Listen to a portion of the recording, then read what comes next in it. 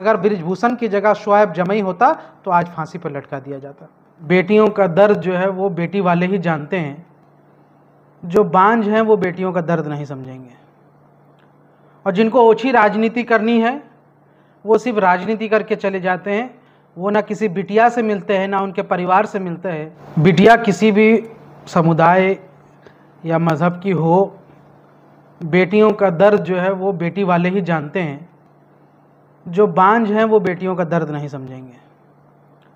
और जिनको ओछी राजनीति करनी है वो सिर्फ राजनीति करके चले जाते हैं, वो ना किसी बिटिया से मिलते हैं ना उनके परिवार से मिलते हैं। लेकिन शुआइब जमई वो व्यक्ति है जो अंकित शर्मा मर्डर के टाइम में अंकित शर्मा के परिवार से मिला था, और आज साक्षी बिटिया का जब मर्डर हुआ है तब उस पर भी मिल करके आया, और हमने ना सिर्फ मुलाकात की बल्कि यहाँ से अपनी संवेदना के साथ साथ परिवार की मदद की। हम वो लोग हैं जो बेटियों के साथ हो रहे जुल्म और अत्याचार पर कभी भी बलात्कारियों या अत्याचारियों का मजहब नहीं देखते, धर्म नहीं देखते। हम वो मानसिकता वाले हैं जो सबके साथ इंसाफ करते हैं, उसमें फर्क नहीं करते। हम वो नहीं हैं जो कठुआ में आसिफा का रेप हुआ तो बलात्कारी का धर्म देख करके उसके समर्थन में जो लोग खड़े हो गए थे, हम वैसी मानसिकता वाले नहीं हैं। हम वो नहीं हैं जो बिल्किस बानो के बलात्कारियों का मजहब और धर्म देख करके उनके साथ सत्कार करने और उनको संस्कारी कह के माला पहनाने वाले, ऐसे मानसिकता वाले हम नहीं हैं। शुक्र है अल्लाह का कि हमें इस्लाम ने, हमारी मजहब ने, हमारे नबी मोहम्मद मुस्तफ़ा सल्लल्लाहु अलैहि वसल्लम ने वो तालीम और तरबियत दी है कि हम बेटियों की जब इंसाफ की लड़ाई लड़ते हैं तो हम उसका मजहब, हम उसका धर्म, उसका रंग, उसकी कास्ट, उसकी जाति नहीं देखते। ये हमारी मानसिकता है। तो आज कौन लोग देख रहा है? आज क्या हो रहा है? हाँ। जब शाहबाद डेयरी के पास जहां पे उस दरिंदे साहिल ने उसका मर्डर किया, हमने अपने ऑफिशियल ट्विटर हैंडल से पहले यही लिखा सबसे पहले कि मैं शुआइब जमई इसके फांसी की, त्वरित फांसी की मांग करता हूं और लाइव फांसी दी जाए ताकि लोगों के लिए नजीर बने। मैंने कहा जब आसिफ का मामला जो होता है तो आफताब और साहिल ही क्यों निकलता है? क्यों? इसलिए क्योंकि कभी आपने साहिबा की बात सुनी है? कभी आप रेशमा को जानते हैं? कभी आप शिवानी खान को जानते हैं? आप नहीं जानेंगे। कौन है ये लोग? कौन है ये लोग? ये वो मुसलमान लड़कियां हैं जो भगवा लव ट्रैप में फंसा करके, जिनके साथ प्रेम और जाल में फंसा के इनके साथ बलात्कार हुए, इनके साथ रेप हुआ और फिर इनको निर्मम हत्या कर दी गई। और मारने वाले जो लोग थे वो बहुसंख्यक समुदाय के लोग थे। कभी जितेंद्र जो है वो साहिबा को नोएडा में मार देता है, कभी पुष्पेंद्र जो है वो यहाँ से हमारी रेशमा को जो है यहाँ से मुरादाबाद में मार देता है, निर्मम हत्या कर देता है। कभी लकी मोहित जो है लकी खान बन के, मुसलमान बन के फंसाता है एक लड़की को, उसका जो है रेप करके उसको छोड़ देता है। ये सैकड़ों केसेस। कभी आप इशरत को जानते हैं? क्या कभी आप रुकैया को जानते हैं? पुष्पेंद्र ने इशरत की सिर्फ इसलिए हत्या कर दी क्योंकि वो धर्म परिवर्तन नहीं करना चाहती थी। यशवर्धन ने रुकैया की सिर्फ इसलिए हत्या कर दी क्योंकि वो धर्म परिवर्तन नहीं करना चाहते थे। ये उन बेटियों की सिसकियां हैं, वो आवाज़ हैं जो फाइलों में दब के रह गई। कभी ना मीडिया पे इसकी चर्चा हुई, ना कभी इस पर कोई हो हंगामा हुआ। वो बेटियां चीखती हैं आज भी। इसलिए मेरे जैसा ही कोई दीवाना सन की आदमी आज भी उन पोथी पत्रियों और उन फाइलों को लेकर घूमता रहता है मेन स्ट्रीम मीडिया के डिबेट्स के जरिए से, ताकि कभी ऐसा मौका मिले और उन पर चर्चा हो और मैं उन बेटियों की आवाज़, उन चीखों को भी दुनिया के सामने सुनाऊं कि कैसी हमारी मुसलमान बेटियों को निर्मम मर्डर करके टुकड़ों में और बोरों में पैक करके भेज दिया गया। लेकिन आज तक उनके लिए कोई बोलने वाला नहीं आया, आज तक कोई उनके लिए यहां से कोई मीडिया पे चर्चा नहीं हुई। मैं ही बोलूंगा, पूरे मुस्लिम समाज को बोलना चाहिए। सिर्फ मुस्लिम समाज ही क्या, हर एक जो इंसान खुद को समझता है उसको बोलना चाहिए।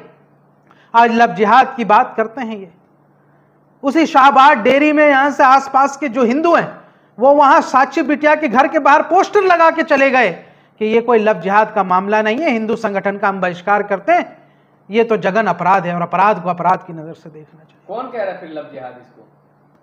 ये पूरा गैंग कह रहा है, ये पूरा इकोसिस्टम है। अगर अपराधी यहां से उर्दू नाम वाला हो और बिटिया अगर बहुसंख्यक समाज से हो तो पूरा इकोसिस्टम एक्टिव हो जाता है। मीडिया से लेकर, तंत्र से लेकर, एजेंसी से लेकर, संगठन से लेकर, सारे इस माहौल को बनाना शुरू कर देते हैं कि कैसे मुसलमानों के खिलाफ एक एजेंडा बनाया जाए, कैसे एक बदला लेने का और एक ऐसे मुसलमानों के खिलाफ नफरत फैलाने का एक हथियार तैयार किया जाए। ये वो मोडस ऑपरेंडी है जो हिटलर के जमाने में इस्तेमाल होता था।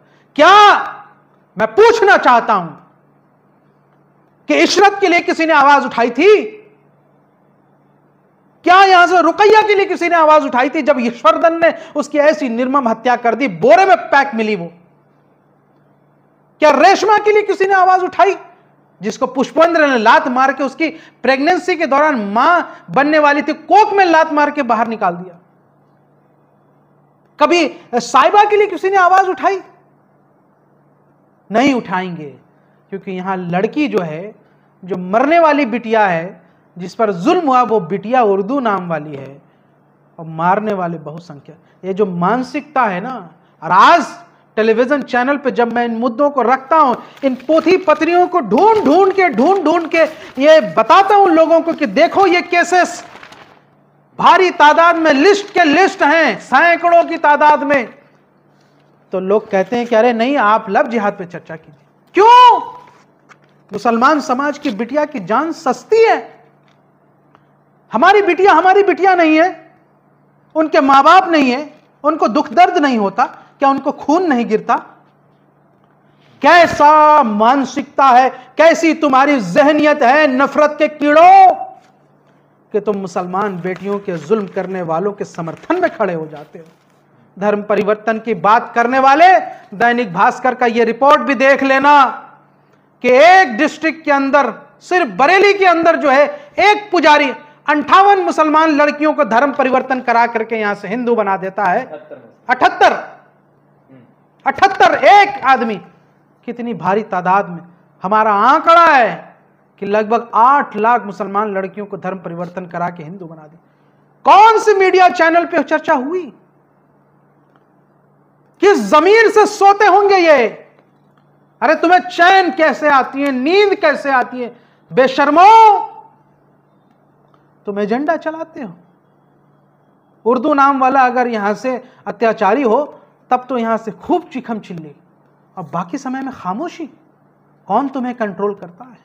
आज शोएब जमई ने इसका बीड़ा उठाया है। मैं जानता हूं राजनीति करने के लिए तो 2 शब्द काफी थे।